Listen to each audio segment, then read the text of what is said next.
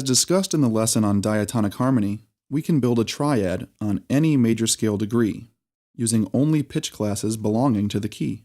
Recall that a pitch class is a group of all of the pitches with the same name.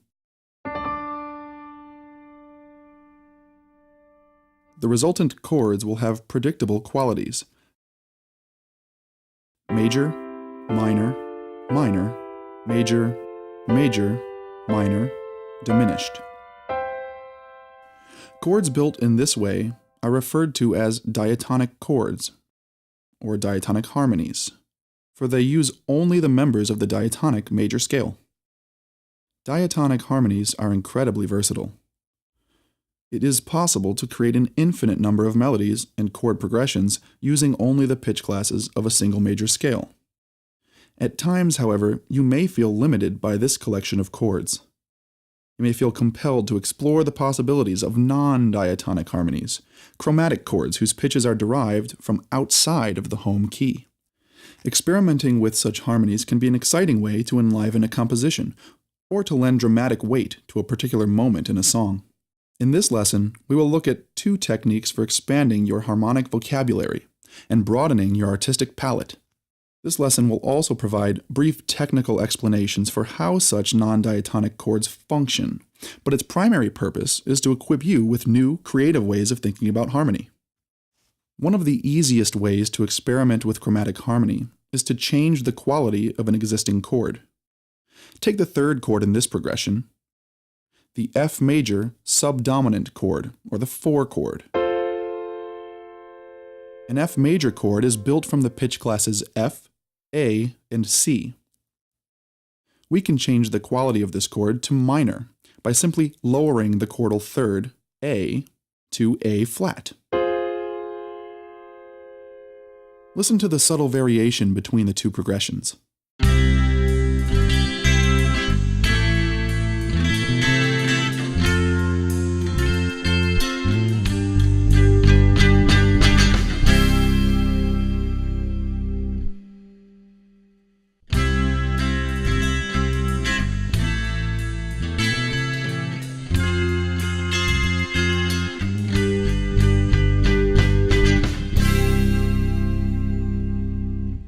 Even though the A flat in this example does not belong to the diatonic major scale, the effect is not particularly disruptive. This is because A flat does belong to a related key, C minor, the parallel minor. Compare the diatonic triads of C major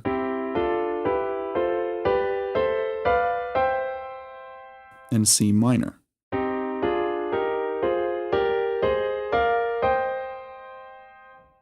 These two keys differ only at scale degrees 3, 6, and 7.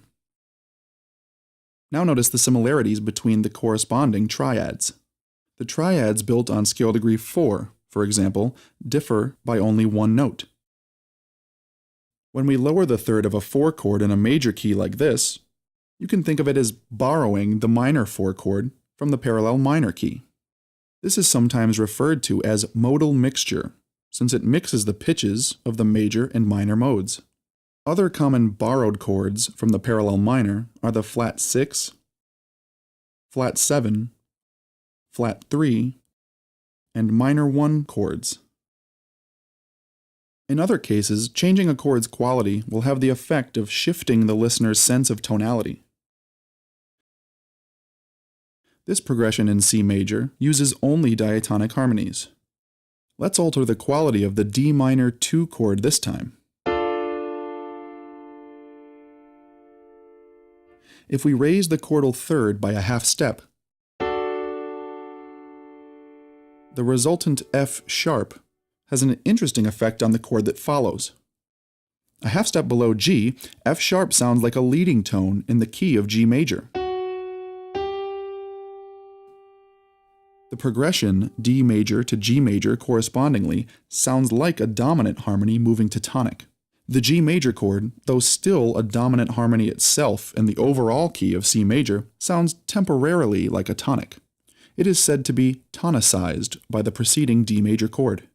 This type of chromatically altered chord is commonly referred to as a secondary dominant. The Roman numeral notation 5/5 is read as 5 of 5 to indicate that the chord can be heard as the dominant harmony of a key other than the home key, in this case G major. Listen to the subtle variation between the two progressions.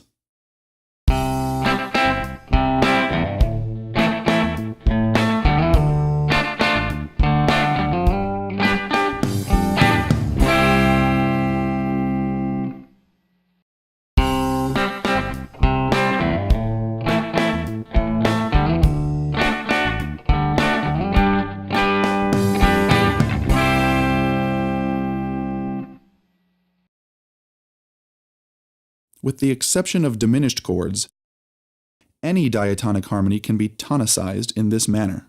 The purpose of this lesson has not been to fully explain the mechanics of different kinds of chromatic harmonies, though they will be discussed with greater detail in later courses.